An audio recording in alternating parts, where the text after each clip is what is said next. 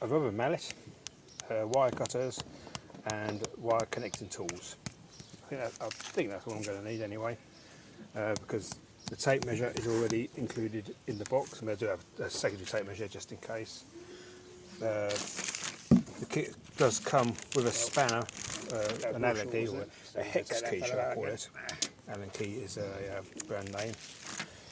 To drive in the docking station screws. Right, two things I'm going to be mindful of. On the docking station itself, there's this arrow here. Now, looking at the quick start instructions, setup instructions, that appears to say that needs to point inward of your loop. The direction of travel for the wire is going to be into the docking station here, then out of the docking station at the back there, and then around the garden. And it appears that the docking station has to be lengthways on, with the Husqvarna is actually sort of it goes perpendicular to the boundary wire. But this one seems to be on the boundary wire like that. Right. The other thing I need to tell you about the perimeter wire, boundary wire, is when you come to corners, you're not to do 90-degree angles. You have to do sort of possibly a 45 degree, then a 45 degree. It's just the way I like it. Right, so let's crack on and see how we get on. Boundary wire.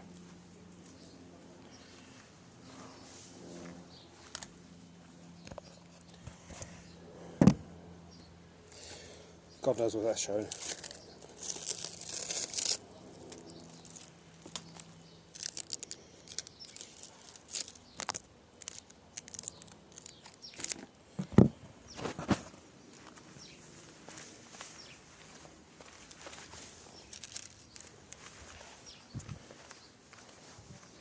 I suppose I should be talking during this. What we're doing now is I'm pushing out one of the measuring sticks. Although that was completely out of shot. Prepare one of the measuring sticks.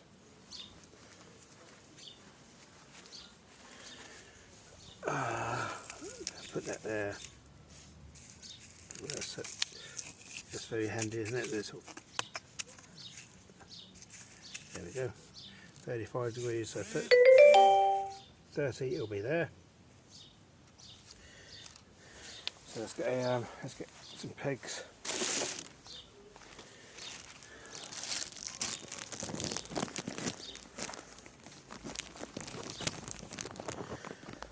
Now the quick setup instructions says it has to be 1.5 meters behind the at least 1.5 meters behind the docking station, which is fine because we have plenty of space there, so that looks adequate enough.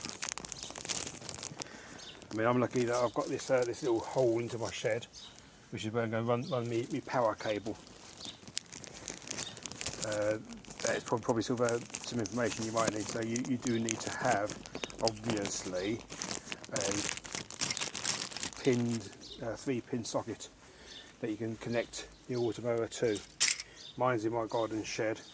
If you haven't got one in your garden shed, you might need to have one installed, like I did in my other device. Right, let's just give it enough rope there first. Then what I'm going to do,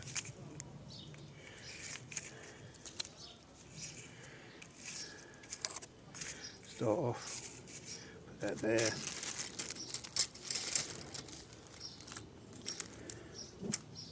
These pegs here we go. Peggy peg.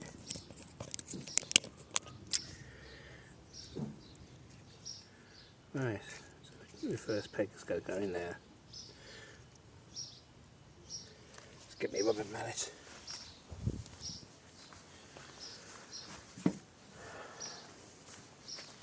These pegs feel quite brittle, I'm going to be honest with you, so I want to be a little bit delicate with them. Now if you look at the peg, let's get one up here. See, it's got like a hook on the end there. Obviously you're going to be hooking the wire into that before driving it into the ground.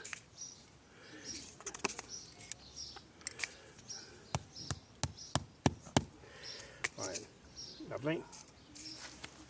They recommend you put these at least once every 800 millimeters, 80 centimeters. Now, as I'm coming to a corner here, I'm going to start me bend here, so I'm going to put one just here. Right, just give a quick update. What I've done is I've staked out just the corners. Now I'm lucky because my lawn is practically square. It's got like a little wobbly bit there. But what I've done so far is stake out the corners. Goes in a little bit with a shed and then round again. Now I'm happy that that's all in the right place. I'm going to drive those pegs in and then peg the in between. Get that all flat down. Then we'll go from there. All right. Right. So now I've pegged it all the way around my little garden here. Haven't really followed the contours, I just kept it straight. Because the thing you need to know about auto mowers is it will never cut right to the edge. So you're always going to be strimming a little bit around the edge.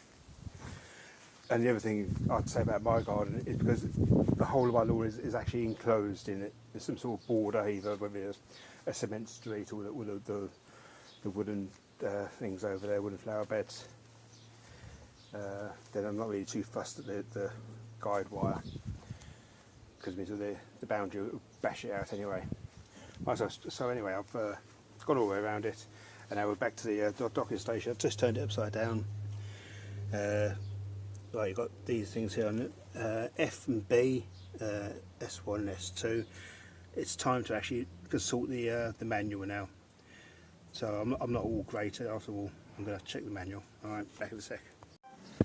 Alright, so it's exactly 4 o'clock, so exactly 1 hour later, and your little man's going around. I think it's a little bit noisy, well, it's an awful lot noisier than sort of the Husqvarna. I'm hoping that's just like a bedding in noise and it'll quieten down. I need to read the manual now, just know how to set up the timings and everything. Get the Bluetooth app on it that it comes with, and we'll see how it goes. But setup, yeah, straightforward. Do have to consult the manual for a little bit, just connecting the wires up and initiating it. But it seems to be alright. We'll see how it cuts in due course. Okay, well, that's me done. Probably the next video will be about me patches in a month's time. See you later.